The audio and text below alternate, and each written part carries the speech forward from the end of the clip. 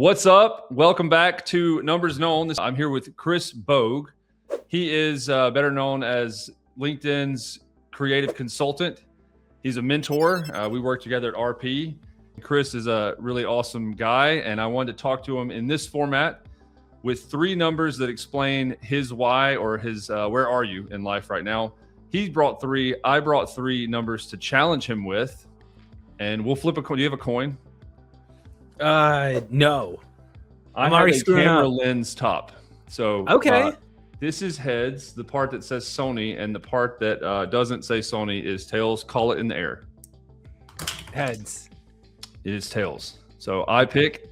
You go first. What's your first number? Well, I feel this is unfair because I got the best numbers here, and the first number is the number 3. A guess would be. I have no idea. 3 is a pretty good one. What's 3 mean to you? So 3 is like the basic number of structure. I say comedy comes in threes a lot. This is a note I gave when I was doing like comedy stuff with Rev Partners over there.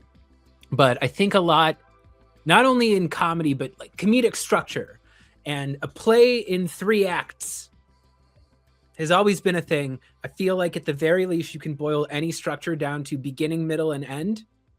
And yeah, if I need to write jokes all the time, companies pay me to write jokes. I have to write jokes for my own stuff. If somebody pays me to write a joke, I can't say like, I don't feel funny today because it's my job to be funny, you know? So the 3 means I always have something to do.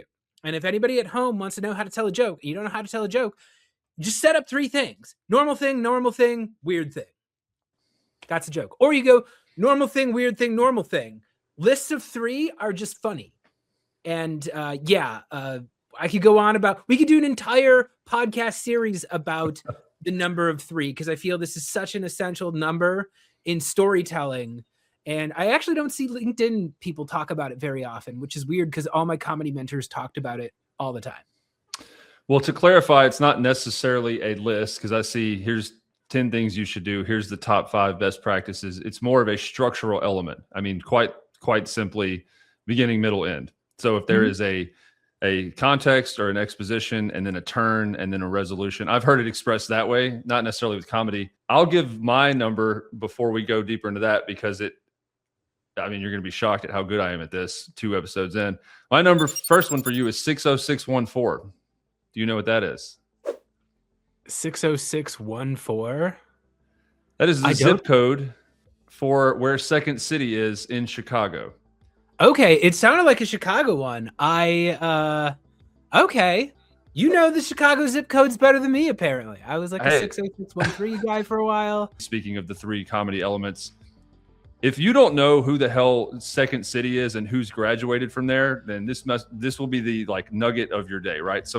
It's the oldest improv troupe in Chicago, 1959, and some alumni. I'll just rattle off a couple you may have heard of: Steve Carell, Tina Fey, Chris Farley, Stephen Colbert, Bill Murray, Amy Poehler, essentially the entirety of SNL cast, it seems. John Belushi, Keegan-Michael Key, Jason Sudeikis, George Wendt, Bonnie Hunt. They also had a spinoff that was SCTV, Second City TV, and some alumni from there: John Candy, Catherine O'Hara, Eugene Levy, seems to be the Schitt's Creek cast, Dan Aykroyd. So you mentioned the 3 elements of comedy and like the 3 things you need for structure. If you don't know how to tell a joke, there you go, bam. Normal thing, fun. Why do you think improv is so important and so key to your role now? The world has made everybody into an improviser, right? Because everybody's got to have content out all the time. All your stuff immediately becomes stale because 2 days from now, it's not going to be relevant anymore. So what Second City has always taught, what it continues to teach to today, is like, how do you walk into a room with nothing and put up a full-length show that people are going to enjoy, people are going to feel emotionally connected to. It's going to be entertaining. It's going to be intellectually satisfying. It's going to be emotionally satisfying. You're going to see real emotions. You're going to see crazy, ridiculous satire. And yeah, it's all comes down to this number 3. Is there, I ask about the thread from improv to B2B, kind of the world we're in, right? B2B marketing, sales, you as a consultant.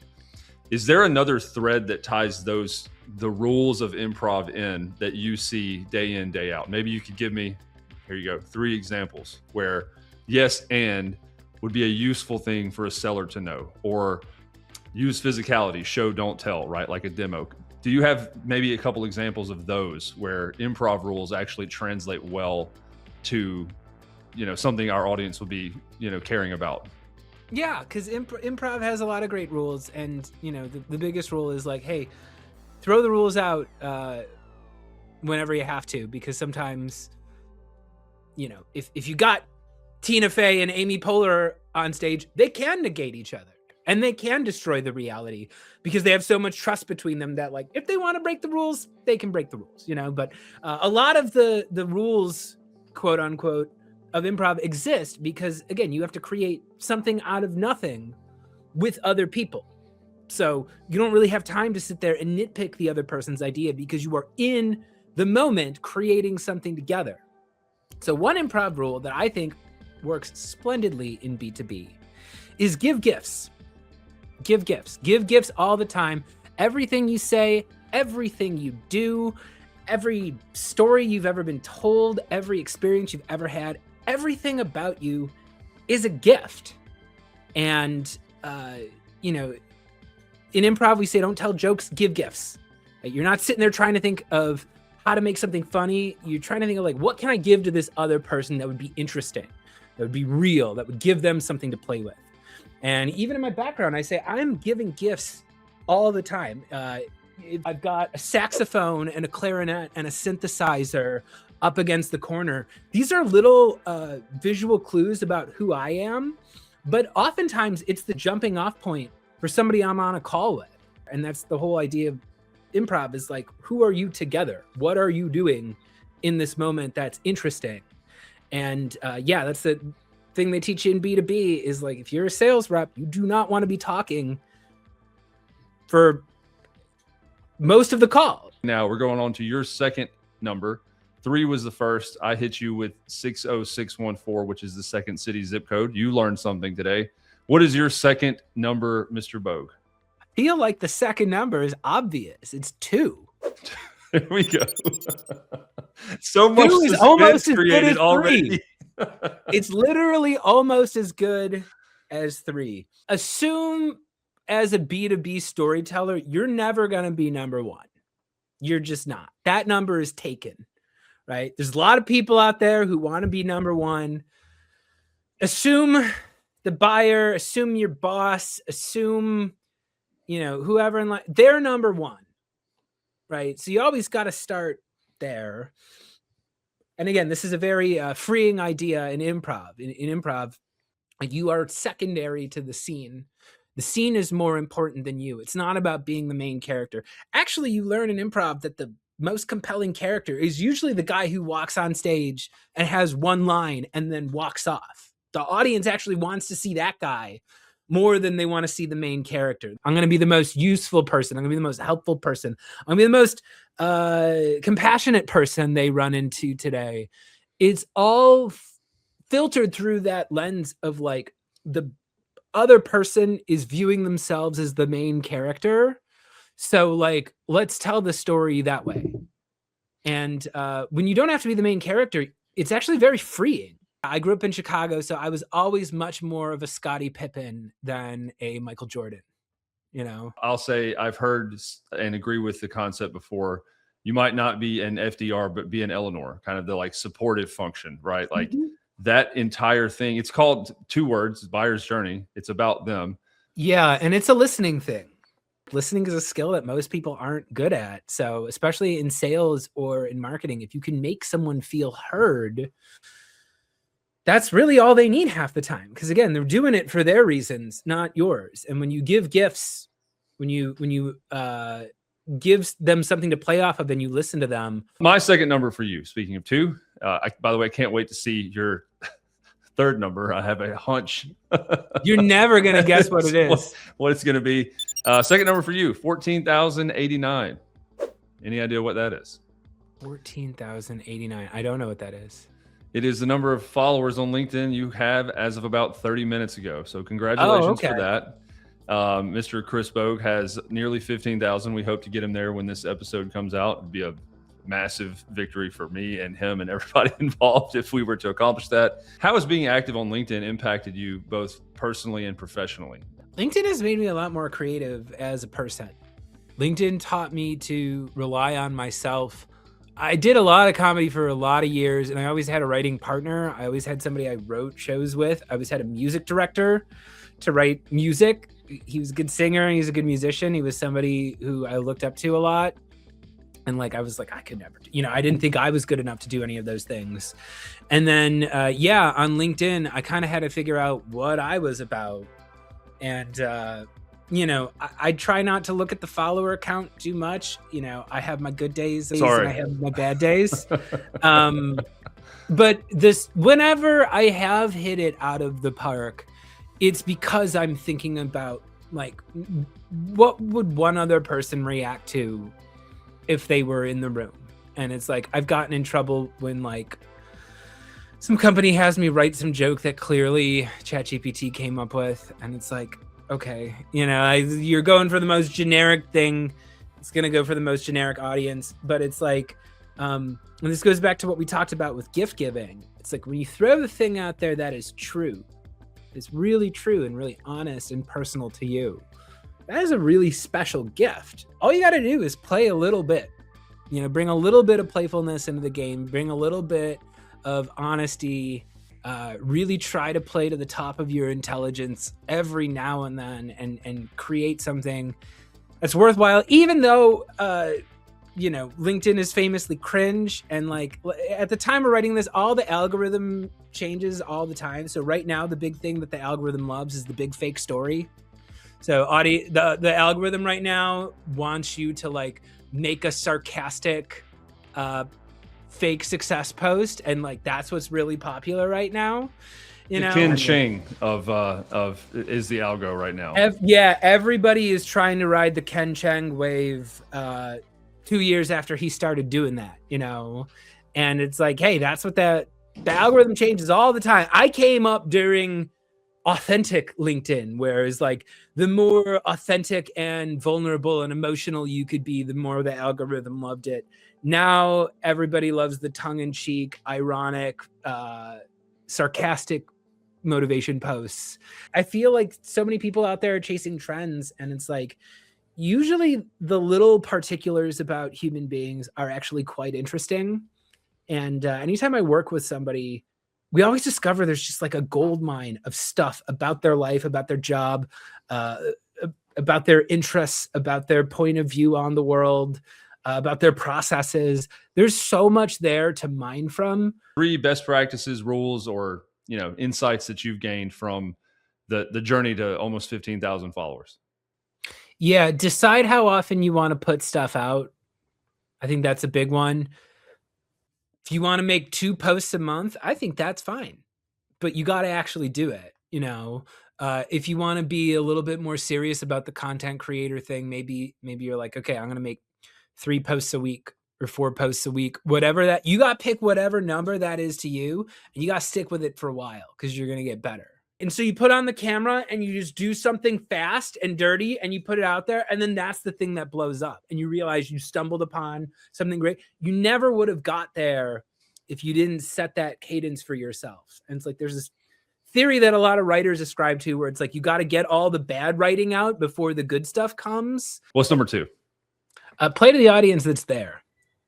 This sounds counterintuitive, but oftentimes on LinkedIn, we are chasing around people that aren't actually there. I've noticed this a lot when I'm helping people build sales funnels on LinkedIn, partially because LinkedIn's suggestions for who you should connect with are bad. If LinkedIn had it LinkedIn's way, I would only connect with people that went to my college that haven't logged on to LinkedIn in the past 10 years. Trust that the audience is going to go there with you, and yeah, if you go for the thing that's honest, if you go for the thing that's real, the audience will surprise you. Your 3rd number, and I don't have a drum roll effect. Actually, I might have one. Stand by for production. Let's see if we have a Chris Bogue. 3rd number is 4. Damn it. It's the number 4. So this goes back into what we were talking about, how you got to decide, am I going to play into the trend or am I going to play against it? So realize that 3 is that structure, right? And like we're not going to spend too much more time on the number 3, but there's a psychological idea about why the number 3 works in joke telling, right? Your first beat is like, I'm going to establish an idea. Second beat is I'm going to heighten the idea. And then third beat, you subvert the idea, right? Why did the chicken cross the road? I don't know. Why did the chicken cross the road? Give them something unexpected, you know? So it's like you set up the idea with the 3. Once you get the 3, like that is like a beginning, middle, and end. That is a self-contained idea, your 3-beat thing. I don't know if this is true anymore. I try not to talk too much about like, well, I ran my calculations in Salesforce, and so because that all that stuff changes all the time, and it's always very specific to the organization and the circumstances around it. But I remember there was this Gong study that was going around years ago about how most sales reps give up after the 3rd follow-up. It's like they reach out once, they reach out the 2nd time, they reach out the 3rd time, and they're so much more likely to get a response on the 4th. It is my theory that because once you go for that 4th time, the other person realizes, oh, I am the one who has to break the pattern. Otherwise, this is just going to keep going. You know, and this is not just in sales too. This is like you're texting your friend to like set up, oh, we've been meaning to go for brunch together. You know, your first time, your second time, your third time, things fall through, people get busy. That's usually when people you give up. If you go for the 4th time, they're like, okay, we just got to do this. You know, we either got to do this or we got to officially call it off. Love that. I had a 3rd number for you. And it is, we've discussed this already. So my research and knowing what I know about you, having worked with you, has paid off big time, I think. But in the interest of time, 3rd number for you is 12. You will have no idea why. I mean, why 12? But I put that 12 is the number of total different notes there are in music. Shocker. Oh. I know there are 88 keys on a piano, but Chris, do you want to tell the people that there are only 12 notes? There's multiple octaves, there's multiple pitches, but you essentially have A, B, C, D, E, F, G, and then 5 sharps or flats as the entirety of the musical language. Yeah, I think about this a lot because I'm a big fan of forms of communication where you don't need to speak the same language. And yeah, those 12 notes are the same no matter where you are.